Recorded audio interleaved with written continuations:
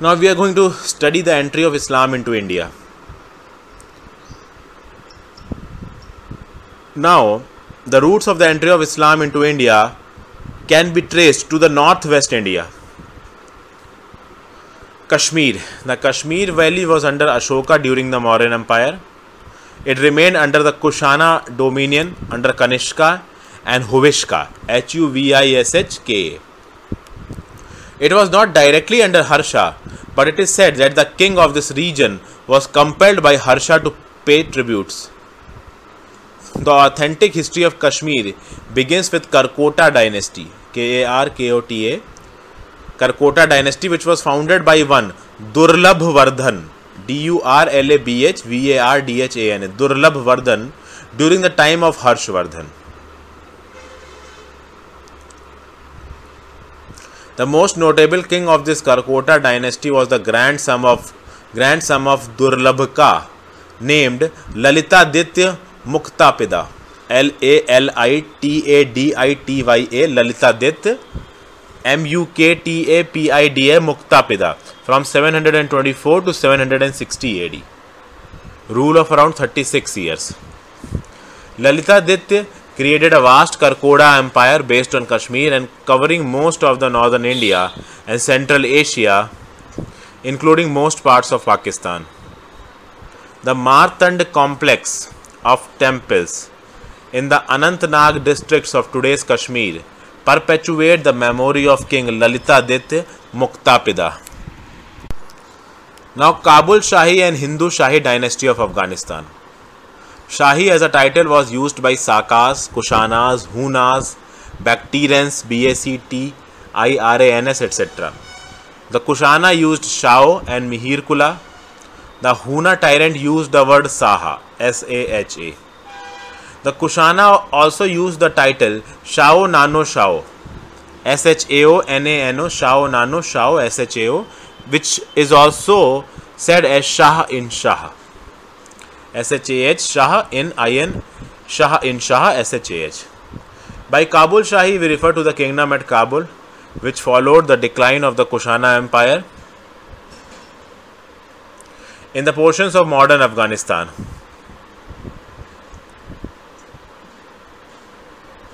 This Kabul Shahi was later overthrown by a Brahmin called Laliya, Lalliyya, who founded the Hindu Shahi dynasty or Brahman Shahi in Afghanistan. Its capital was Hund near modern Peshawar in Pakistan. Hund, Hund. Laliya, Lalliyya, Kamala Toramana, Kamala Toramana, Bhimdev, Jaypal, Anandpal, Trilochanpal, Bhimpal were the kings of this dynasty.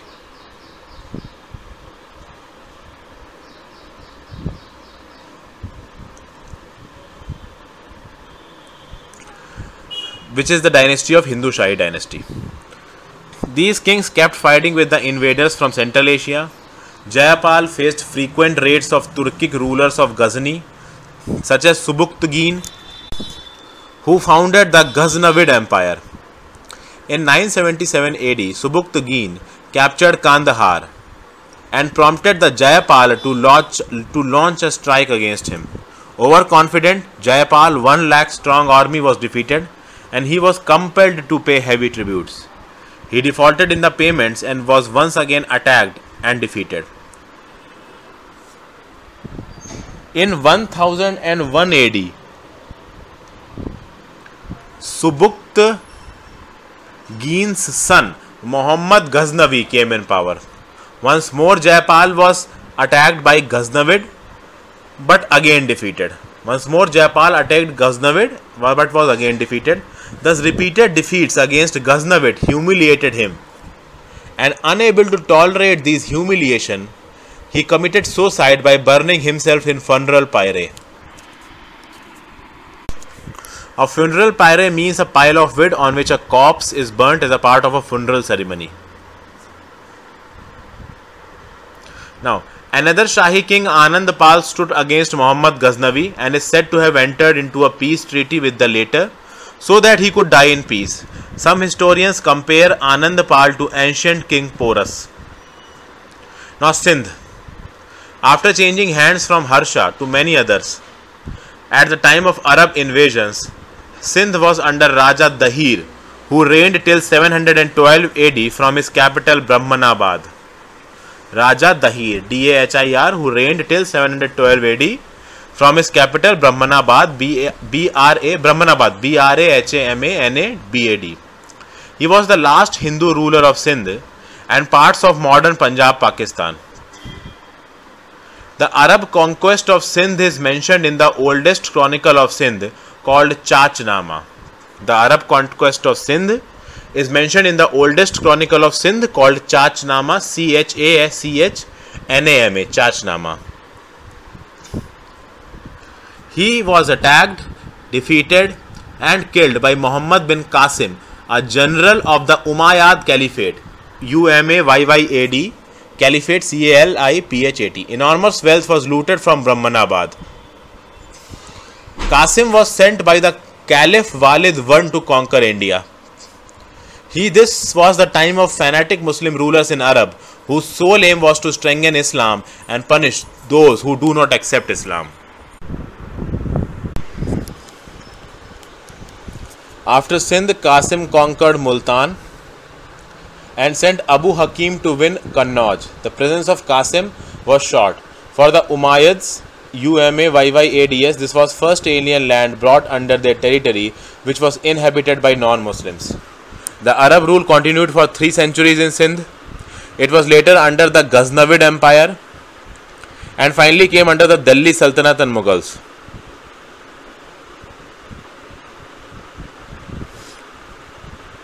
In 1747, Sindh became a vassal state of Durrani Empire of Afghanistan in 1747. In 1839, British occupied Sindh.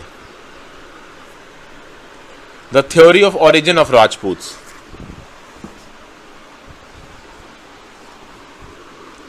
The term Rajput started coming in use from the 6th century AD. They rose to prominence from the 6th century until 12th century and kept ruling in different parts of the country.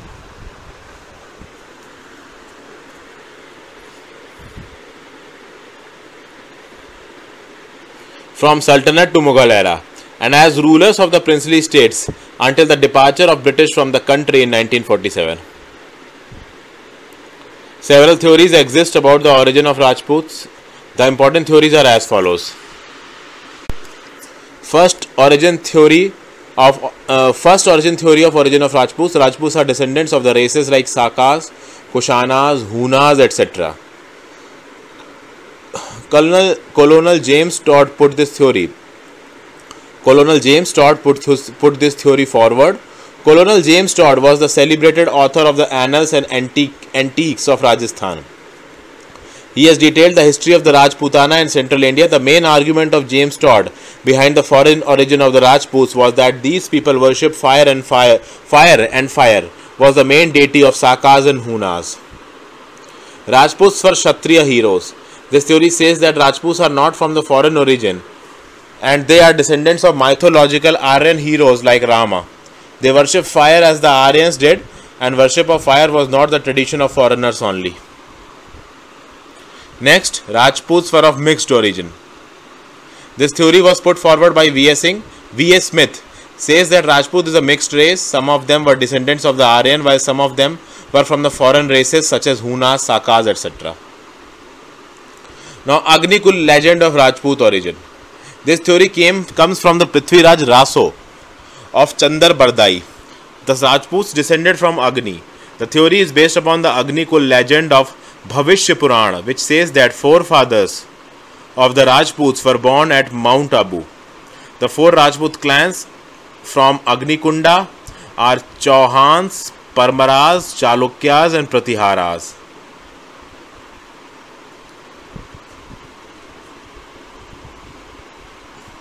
Now the Gurjar Pratiharas.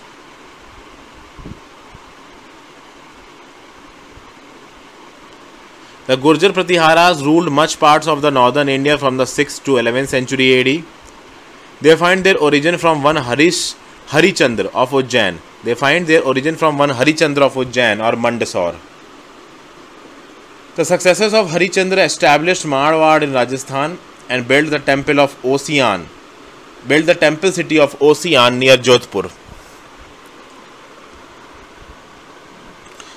India was saved from Arab invasion from 7th to 11th century from the Arabs, mainly due to the prowess of the Gurjar Pratiharas. The notable king among Gurjar Pratiharas was Nagbhatt I, Nagbhatt II and Mihir Bhoj. The territories of Nagbhatt I, 730 to 756 AD, ranged from Mandor, Jodhpur to Malwa, Gwalior and Bharuch. His capital was Avanti in Malwa. During times of Nagbhatt I, another Arab commander, Junaid, invaded India. Along with his feudatories such as Chauhans and Guhilots, Guhilots defended the western frontiers, but the Arabs were capable of doing a lot of damage to their western frontiers. Junaid was defeated and his successor, Tamin, was compelled to run back to Arab, defeated and wounded. This is known as Battle of Rajasthan. Again repeating, the territories of Nagbhatt 730 to 756 ranged from Mandor, Jodhpur to Malwa, Gwalior and Bharuch. His capital was Avanti in Malwa. These were the territories of Nagbhatt I. During the times of Nagbhatt I, another Arab commander, Junaid, invaded India. Nagbhatt I, along with his feudatories such as Chauhans and Guhilots, defended the western frontiers, but the Arabs were capable of doing a lot of damage to their western frontiers. Junaid was defeated and his successor, Tamin, was compelled to run back to Arab, defeated and wounded. This is known as Battle of Rajasthan. The Gurjar Pratiharas kept fighting with the Palas and Rashtrakutas among others. Vatsaraja, the successor of Nagbhatt I,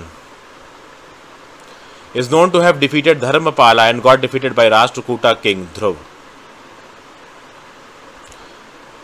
Vatsaraja, the successor of Nagbhatt I, is known to have defeated Dharmapala and got defeated by Rashtrakuta king Dhruv. Nagbhatt II, who succeeded Vatsaraja, was able to capture Kannauj from the Rashtrakuta. Nagbhatt II is best known for rebuilding the Somnath temple in 815 AD, which was destroyed by Arab invaders in 725 AD. This was a large structure of red sandstone, again destroyed in 1024 AD by Mahmud of Ghazni.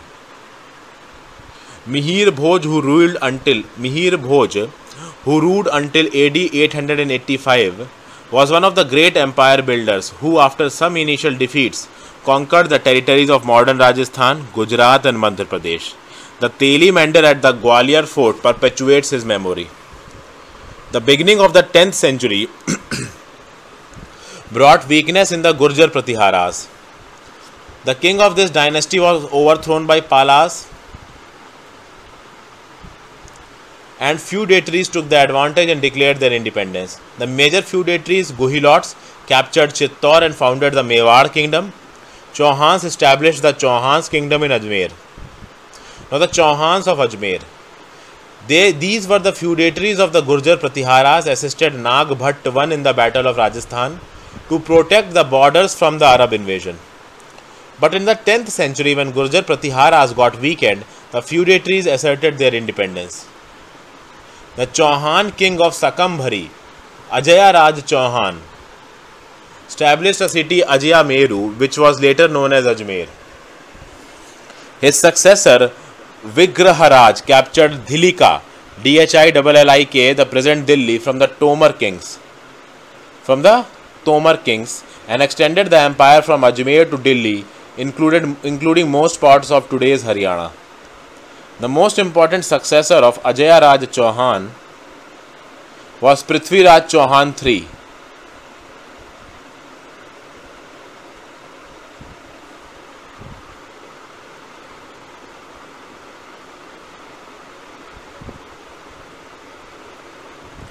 who is known as Chauhan king of Delhi or Rai Pithoda.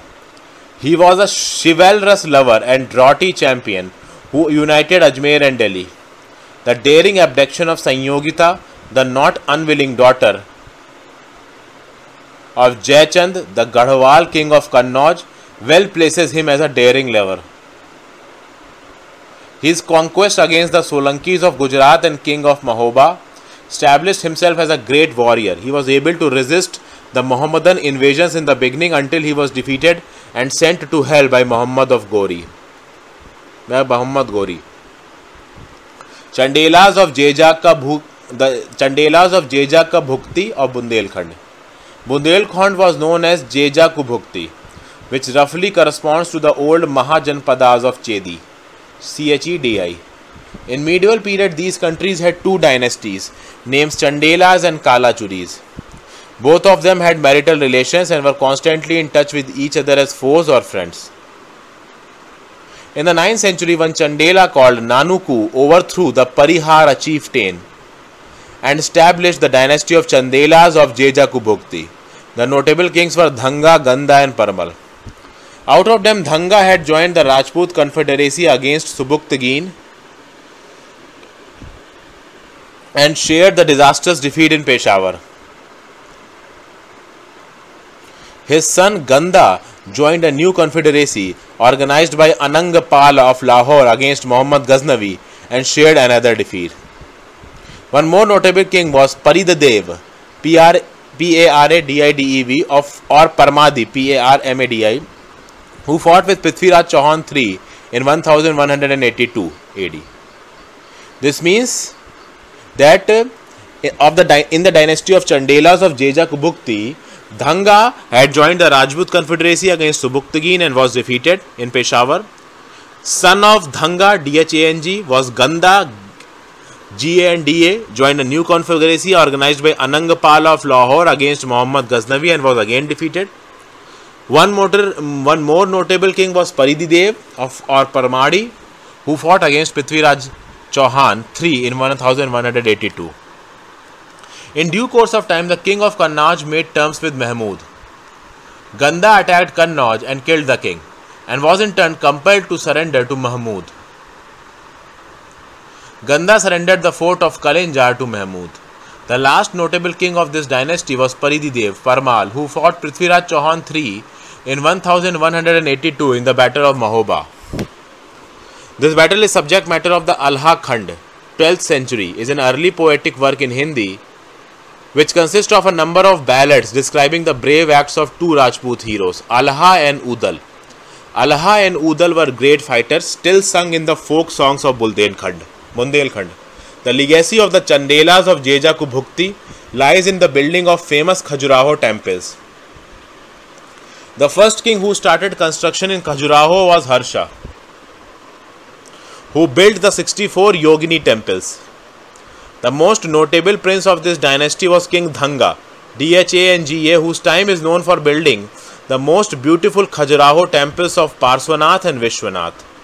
His grandson Vidyadhar built the Kandariya Mahadev temple. Now the Kalachuris. The name Kalachuri is used for two dynasties. One of them ruled in the central India and Madhya Pradesh and parts of Rajasthan, and another ruled in the Karnataka. The one that ruled in North India were called Northern Kalachuris or Kalachuris of Chedi. The important ruler of this dynasty was Gangeya Deva, who ruled from 1015 to 1040 AD, was contemporary of the Chandela king Ganda. Ganda. He tried to establish the paramount power in northern India. His suzerainty was accepted up to Tirhut, Tirhut. His son Karnadev, 1040 to 1070 AD, joined Bhim, the king of Gujarat, to crush Bhoj, the paramount king of Malwa, in 1053 AD. The Chandelas lingered as local chiefs up until the 16th century, but none of them has a general importance. The Kalachuris of Chedi disappeared by the end of 12th century.